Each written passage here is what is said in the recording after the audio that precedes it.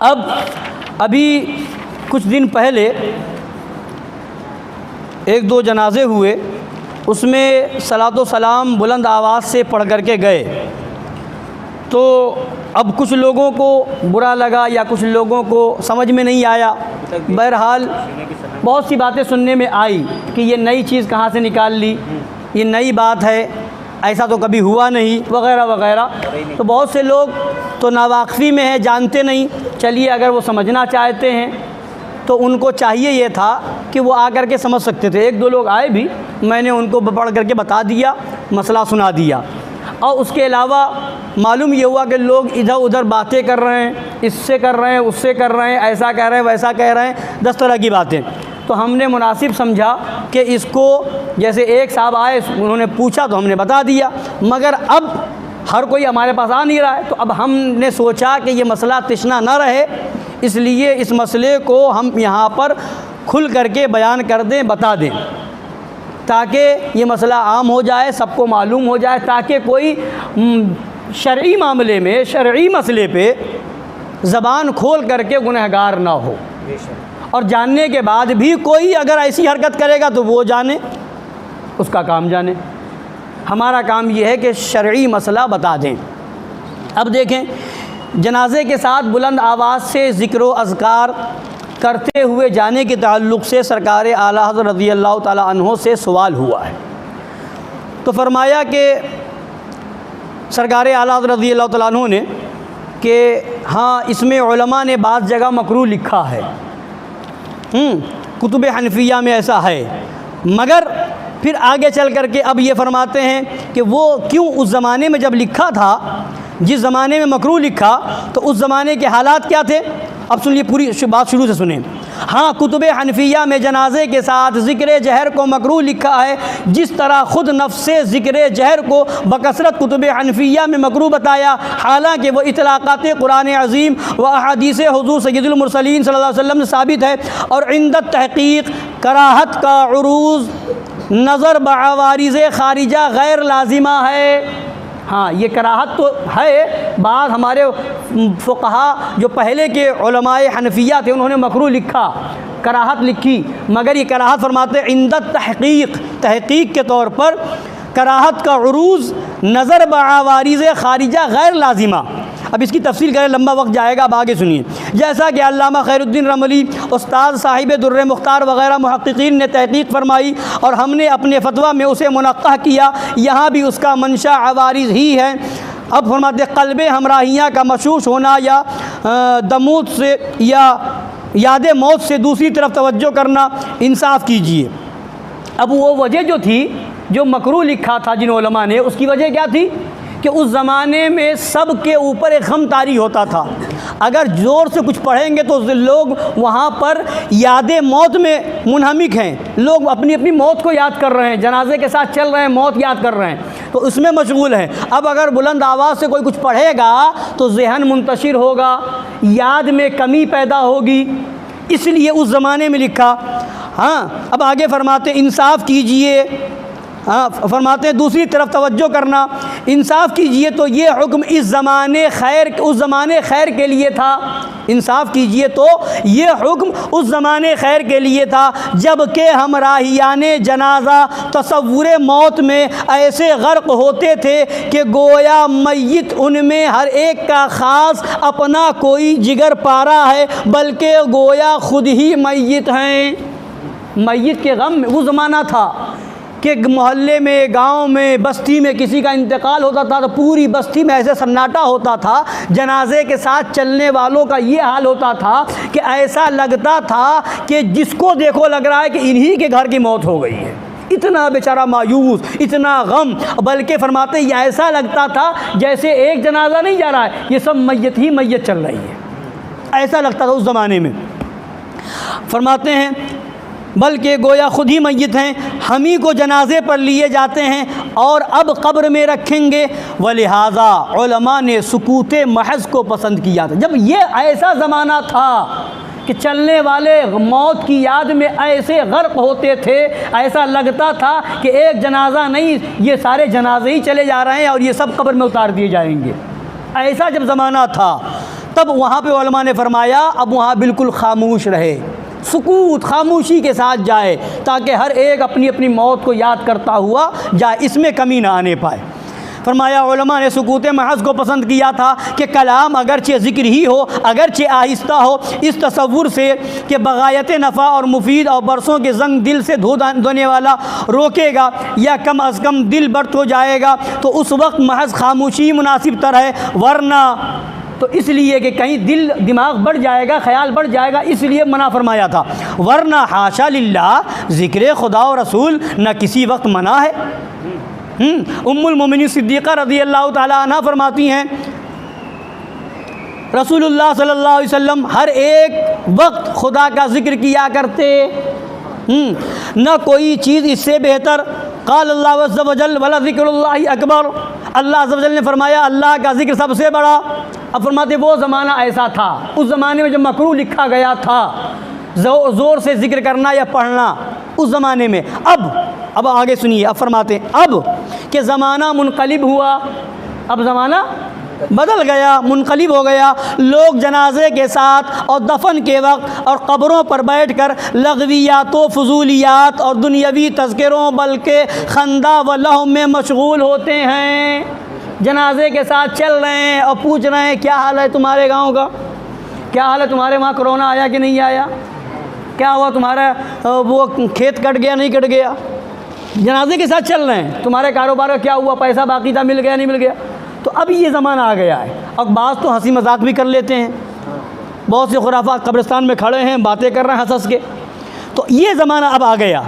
फरमाते हैं तो उन्हें ज़िक्र खुदा और रसूल जल्ल व अला व सल्लल्लाहु तआला अलैहि व आला वसल्लम की तरफ मशगूल करना। अब ऐसे लोगों को जो बातों में लगे हैं, अब उन्हें बुलंद आवाज़ से सलाम पढ़ करके, दुरूद पढ़ करके, कलमा पढ़ करके, जो हो सके जो भी ज़िक्र करें खुदा और रसूल का, जो भी हो वो पढ़ करके ऐसे लोगों को ज़िक्र की तरफ मशगूल करना ऐने सवाब व कारे सवाब है। अब क्या है, अब ऐने सवाब है, बिल्कुल दुरुस्त है और सवाब का काम है। फरमाते माँ हाजा, इसी के साथ जनाजा के साथ ज़िक्र जहर की कराहत में इख्तिलाफ़ है कि तहरीमी है या तंज़ीही, और तरजीह भी मुख्तलिफ आती है। कुनिया में कराहत तंज़ीह को तरजीह दी और इसी पर फतावा ततिम्मा में जज़्म फरमाया वग़ैरह वग़ैरह। अब आगे फरमाते हैं और आवाम को आम आदमियों को अल्लाह अज़्ज़ा वजल के ऐसे ज़िक्र से मना करना जो शरअन गुनाह ना हो। आवाम को अल्लाह अज़्ज़ा वजल के ऐसे ज़िक्र से मना करना जो शरअन गुनाह ना हो, महज़ बदख़ाही आम मुस्लिमीन है। अल्लाह अज़्ज़ा वजल के ऐसे ज़िक्र से जो शरअन गुनाह ना हो, फिर भी कोई रोके, जनाजे के साथ दुरूद पढ़ते हुए जाएं या सलाम पढ़ करके जाएं, बुलंद आवाज़ से कोई गुनाह कह सकता है इसको? गुनाह का काम है? नहीं। कब्र पर पढ़ें, कब्रिस्तान में पढ़ें, चलते हुए पढ़ें, हरगिज़ कोई गुनाह नहीं कह सकता। तो अब आइए ज़िक्र नबी ज़िक्र खुदा है, नबी पर सलाम पढ़ना, नबी पर दुरूद पढ़ना, ये नबी का ज़िक्र है और ये ज़िक्र नबी ज़िक्र खुदा ही है। तो अब आवाम को ऐसे ज़िक्र से रोकना, फरमाते हैं ये अच्छी बात नहीं है, बदख़ाही आम मुस्लिमीन है, बुरा चाहना है। और फरमाते हैं इसका मुर्तकिब ना होगा, मगर कौन मुर्तकिब बनेगा? अगर कोई रोकता है तो वो कौन है? फरमाते हैं मुतकशिफ़ के मकासिद शरा से जाहिलो नावाकिफ़ हो। मकासिद शरा से, शरीयत के मकसदों से जाहिल होगा, नावाकिफ़ होगा, वही मना करेगा। या मुतसल्लिफ़ के मुसलमानों में इख्तिलाफ़ डालकर अपनी रिफ़अत व शोहरत चाहता हो, मना करे और अपनी शोहरत चाहता हो, अपनी रिफ़अत चाहता हो इख्तिलाफ़ डाल करके। बल्कि अब सुनिए, अइम्मा नासिहीन तो यहाँ तक फरमाते हैं कि मना करना उस मुनकर से ज़रूर है जो बिल इजमा हराम हो। ऐसी बुरी चीज़ से मना करना ज़रूरी है जो बिल इजमा हराम हो। बल्कि तसरीह फरमाई, अब सुनिए, वहाँ तो कोई कह नहीं सकता कि ज़िक्र करना, जनाजे के साथ सलाम पढ़ना, काबे के मदरुद दुजा पढ़ना या और ज़िक्र करना बुलंद आवाज़ से, कोई कह ही नहीं सकता कि गुनाह है, वो तो हो ही नहीं सकता। मगर अब सुनिए, यह हराम है, कोई नहीं कह सकता। बल्कि तसरीहें फरमाई कि अवाम अगर किसी तरह याद खुदा में मशगूल हों हरगिज़ मना न किए जाएँ, अगरचे वो तरीक़ा अपने मज़हब में हराम हो। मसलन सूरज निकलने के वक्त नमाज हराम है।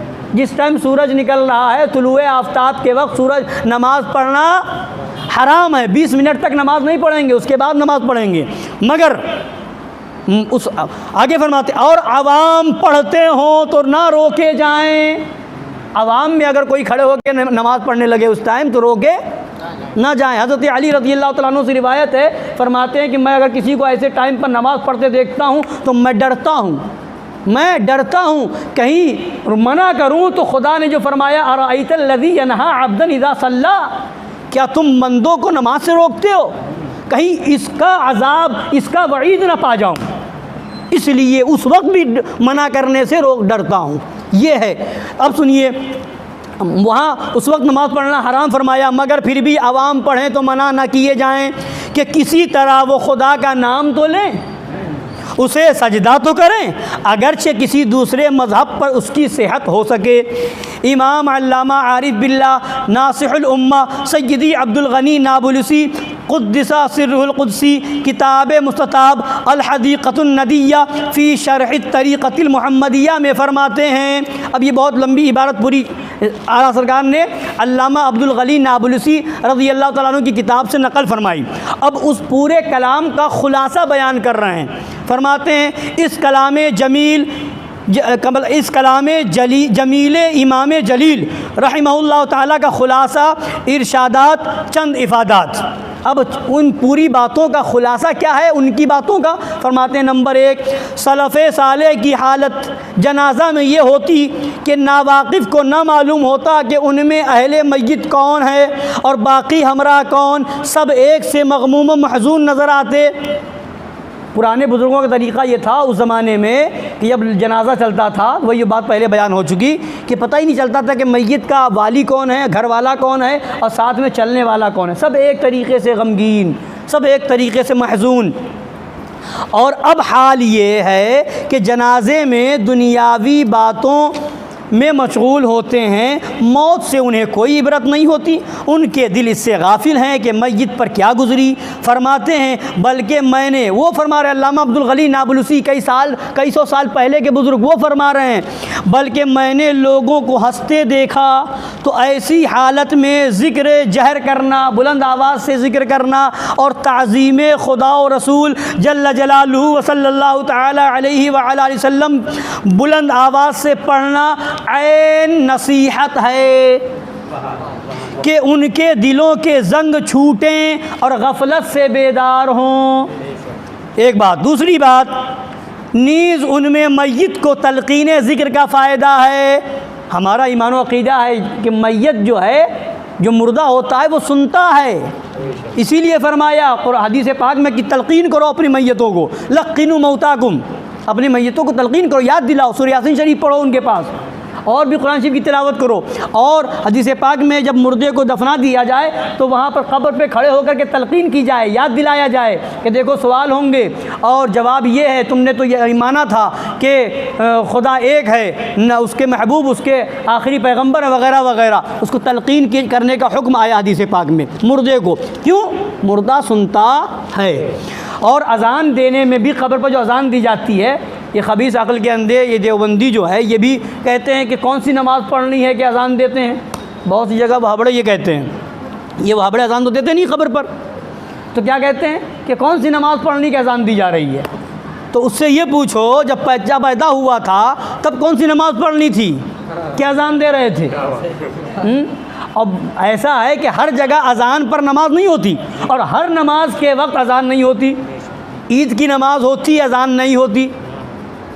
ईद की नमाज़ होती है, अज़ान नहीं होती। बच्चा पैदा होता है, अज़ान होती है, नमाज नहीं होती। जब बलाएँ आएँ, वबाएँ आएँ तो फरमाया अज़ान दो, अज़ान से बलाएँ दूर होती हैं, तो हदीस पाक में है। तो जब बलाएँ दूर होती तो वहाँ कौन सी नमाज़ होती है?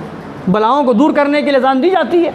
तो फरमाया कि अज़ान देने में कई हिकमतें हैं। सरकार आला हज़रत ने पूरी किताब लिखी इस पर। उसी में एक हिकमत ये भी है कि अज़ान सुन करके शैतान भागता है, अज़ान सुन करके शैतान, और शैतान जो है वो मुर्दे के पास कब्र में बहकाने वहाँ भी आता है। इतना बड़ा खबीस, इन्ना शैतान लिल इंसान अदुव्वुम मुबीन, ज़िंदगी भर तो गुमराह करने की कोशिश करता ही है, कब्र में भी आता है गुमराह करने के लिए।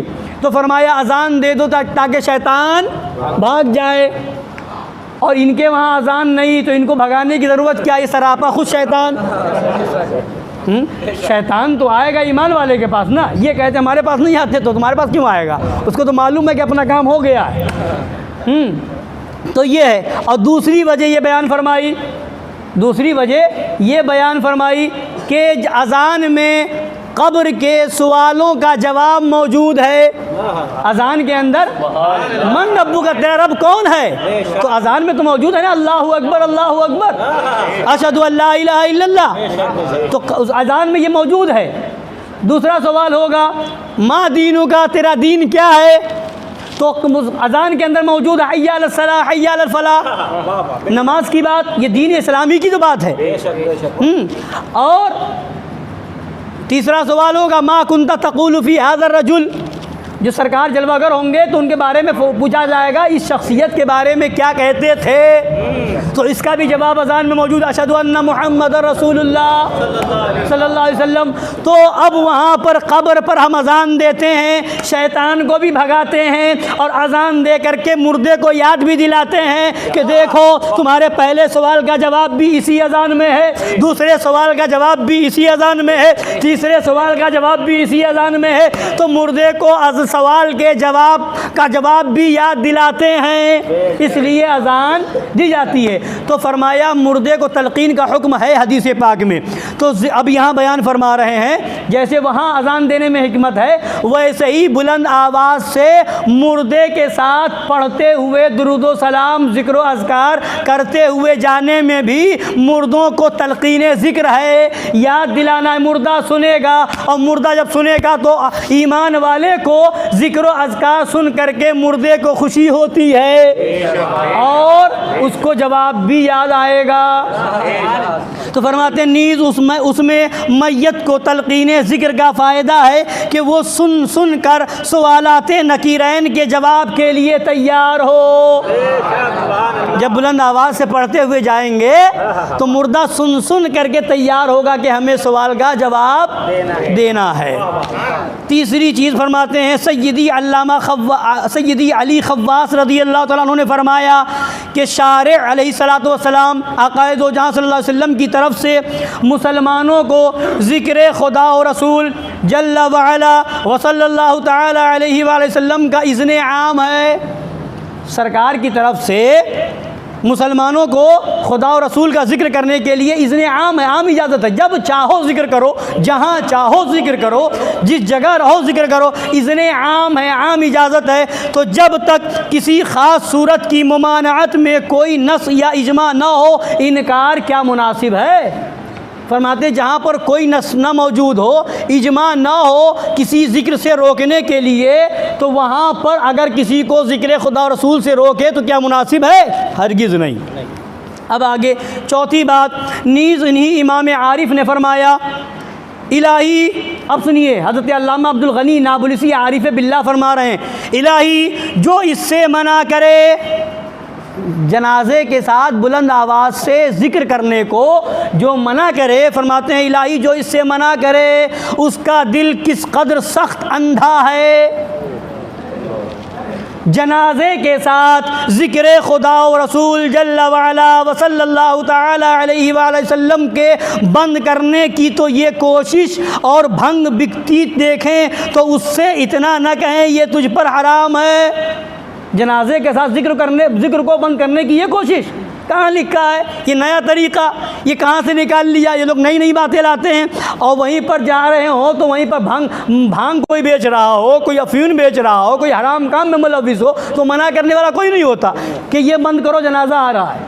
कितने मना करते, चुगलखोरी हो रही है, लोग जाकर के कब्रिस्तान में गीबत तक करते हैं माअज़ल्लाह रब्बिल आलमीन, माअज़ल्लाह।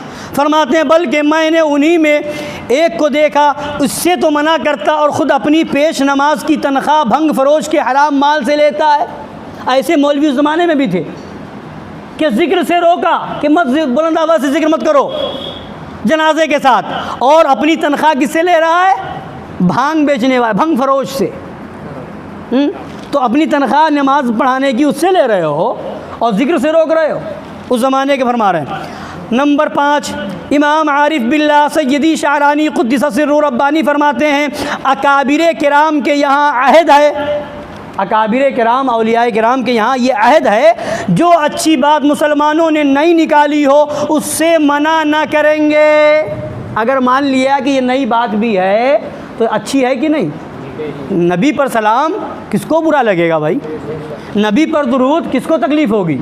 तो फरमाते हैं मुसलमानों ने नई निकाली, अगर अच्छी बात है उससे मना ना करेंगे, खुसूसन वो अल्लाह और रसूल अज़्ज़ा जलालुहु व सल्लल्लाहु तआला अलैहि वसल्लम से ताल्लुक़ रखती हो। ऐसी चीज़ जिसका ताल्लुक़ खुदा से हो, मुस्तफ़ा से हो, तो ऐसी चीज़ न मनानी। जैसे जनाजे के साथ कुरान मजीद या कलमा शरीफ या और ज़िक्र खुदा और रसूल करना, जल्ल जलाला सल्लल्लाहु अलैहि वसल्लम, कोई भी ज़िक्र हो, सलाम पढ़ना हो, दुरूद पढ़ना हो, कलमा शरीफ हो, कुरान शरीफ की तिलावत हो, बुलंद आवाज़ से हो, तो फरमाया कोई चीज़ जिसका ताल्लुक़ खुदा से है, रसूल से है, उसे मना नहीं किया जा सकता। अब नंबर 6, नीज़ इमाम ममदू फरमाते हैं, जो उसे नाजायज़ कहे उसे शरीयत की समझ नहीं। नंबर 7, नीज़ फरमाते हैं, हर वो बात के ज़माने बरकत तौअमा हुज़ूर पुरनूर सय्यद आलम सल्लल्लाहु अलैहि वसल्लम में ना थी, मज़मूम नहीं होती।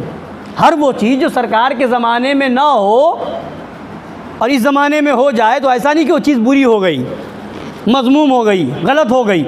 ये तो वहाबियों का तरीक़ा है कि ये नई चीज़ निकाल ली, ये सरकार के ज़माने में थी क्या, सहाबा के ज़माने में थी क्या, ये नई बातें। तो ये हर बात पे ये सवाल ये वहाँ भी लेके आता है। तो इस पर भी बहुत पहले मैंने अर्ज़ भी किया था, अभी तफसील का वक्त नहीं। अगर कोई इस तरह की बात वह बड़ा करता है तो उससे ये कहो कि तुम बातें करते हो सरकार के ज़माने में ये था क्या, वो था क्या, ऐसा हुआ था क्या, वैसा हुआ था क्या, तो ये बता ट्रेन सरकार के ज़माने में थी क्या, जहाज़ सरकार के ज़माने में था क्या, उस ज़माने में सफ़र करने वाले घोड़े पे ऊँटों पे सफ़र करते थे, तो ये भी बिदअत है। ट्रेन पे सफ़र मत कर, जहाज़ पे सफ़र मत कर, बसों पे सफ़र मत कर, गाड़ियों पे सफ़र मत कर, ले आ घोड़ा और घोड़े पर सफ़र कर, ऊँट ले आ ऊँट पे सफ़र कर, ये भी सुन्नत के ख़िलाफ़ है, उसी पर सफ़र कर। मगर अक्ल होती तो खुदा से न लड़ाई लेते, ये घटाएं उसे मंजूर बढ़ाना तेरा। तो ऐसा नहीं कि हर वो चीज़ जो सरकार के ज़माने में नहीं हुई इस ज़माने में हो तो बुरी हो जाए, ऐसा नहीं है। आगे सुनिए, फरमाते हैं ऐसा नहीं कि हर वो चीज़ जो सरकार के ज़माने में ना हो इस ज़माने में हो जाए तो बुरी हो, ऐसा नहीं है। फरमाते वरना अगर बुरा मान लिया जाए कि हर वो चीज़ बुरी है तो फरमाते वरना इसका दरवाज़ा खुले तो अइम्मा मुज्तहिदीन ने जितनी नेक बातें निकाली उनके वो सब अक़वाल मरदूद हो जाएं, वो सब बातें मरदूद हो जाएंगी, सब बातें ख़त्म। तो फिर तरावी 20 रकात जो पढ़ रहे हो सरकार के ज़माने में 20 रकात जमात के साथ सरकार के ज़माने में नहीं होती थी, लोग पढ़ते थे, सहाबा किराम अकेले अकेले पढ़ते थे, जमात के साथ तरावी सरकार के ज़माने में नहीं होती थी, तो बंद करो फिर माअज़ल्लाहि रब्बिल आलमीन। उसके अलावा और भी बहुत सी चीज़ें हैं जो इस ज़माने में राइज हैं, तो वो भी सरकार के ज़माने में नहीं थी बज़ाहिर। मदरसे जो आज खुले हुए हैं, मदरसे चल रहे हैं, क्या सरकार के ज़माने में ऐसे मदरसे थे? क्या सरकार के ज़माने में इस तरीके से दाखिला फार्म भरा जाता था? क्या सरकार के ज़माने में मदरसों का इस तरीके से जाके चंदा होता था? नहीं होता था। तो ये सारी चीज़ें बंद करो फिर माअज़ल्लाह। अब आगे सुनिए, तफसील करें बहुत लंबा वक्त जाएगा। फरमाते हैं नंबर 8, बल्कि रसूलुल्लाह सल्लल्लाहु अलैहि वसल्लम ने अपने इस इरशाद से, सरकार का इरशाद सुनिए, क्या फरमाया सरकार ने कि जो शख्स दीन इस्लाम में नेक बात निकाले उसे उसका अज्र मिले और क़यामत तक जितने लोग उस नेक बात को बजा लाएं सबका सवाब उस ईजाद कुनिंदा के नामे अमाल में लिखा जाए। जो निकालेगा उसका, ईजाद करेगा उसको भी सवाब मिलेगा, उसका भी सवाब, और जितने लोग क़यामत तक अमल करेंगे उन सब के अमल का भी सवाब मिलेगा ईजाद करने वाले को, और उनके सवाब में कोई कमी भी नहीं होगी। तो फरमाते ये इरशाद सरकार का है, आका सल्लल्लाहु अलैहि वसल्लम की हदीस है। अब फरमाते हैं इस इरशाद से उलमाए उम्मत के लिए इसका दरवाज़ा खोल दिया है, इस इरशाद से दरवाज़ा खुल गया।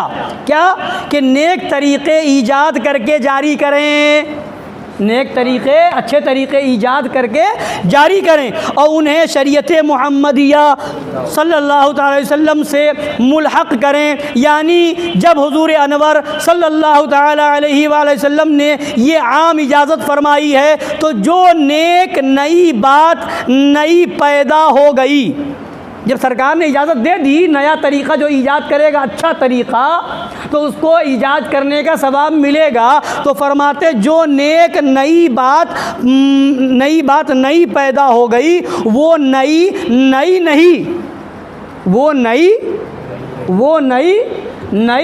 नहीं बल्कि हुजूर के इस इज़्ने आम से हुजूर ही की शरीयत है। वो नई बात जो निकाली गई वो नई नहीं बल्कि हुजूर की इजाज़त से हुजूर की ही शरीयत है। नंबर 9 फरमाते हैं कि शरअ मुतहर में उससे मुमानअत न आना ही उसके जवाज़ की दलील है। अगर जनाजे के साथ ज़िक्र इलाही मना होता तो कम अज़ कम एक हदीस तो उसकी मुमानअत में आती। जैसे रुकू में कुरान मजीद पढ़ना मना है तो उसकी मुमानत की हदीस मौजूद है। रुकू में कुरान नहीं पढ़ेंगे, रुकू में तस्बीह पढ़ेंगे तो वहाँ मौजूद हदीस। तो अगर जनाजे के साथ ज़ोर से पढ़ने के लिए मना होता तो कोई हदीस तो मौजूद होती। तो जिस चीज़ से नबी सल्लल्लाहु अलैहि वसल्लम ने सुकूत फरमाया, खामोशी इख्तियार फरमाई, वो कभी हमारे ज़माने में मना नहीं हो सकती, वो कभी हमारे ज़माने में मना नहीं हो सकती। अब इतना वाज़ेह मसला, इतना साफ़ बयान और इतनी इसके अंदर बरकतें मौजूद हैं कि ईजाद करने वाले को सवाब, पढ़ने वाले को सवाब, जितने लोग उसको देख करके पढ़ेंगे उनको भी सवाब और उन सब का सवाब ईजाद करने वाले को मिलेगा। और फिर जो रोकेगा वो खुदा के ज़िक्र को रोकने वाला होगा, नबी के ज़िक्र को रोकने वाला होगा, नबी के सलाम को रोकने वाला होगा, नबी के दुरूद को रोकने वाला होगा। तो वो किस तरह से जा कर के माज़अल्लाह गुनहगार हो जाएगा।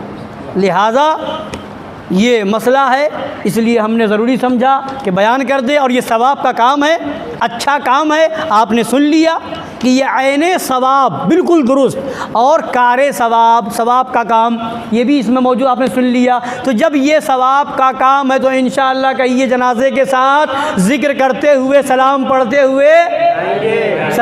हुए जाएंगे इंशाअल्लाह ताला। और ये सिलसिला जारी रहेगा, इसलिए कि हमारे घर का नहीं है, ये नबी की शरीयत का मसला है। ये फतावा रज़विया से सरकार आला हज़रत ने इस फतावा रज़विया शरीफ में खुल करके वाज़े तौर पे बयान कर दिया। अब यह काम हमारा था बताना, हमने बता दिया।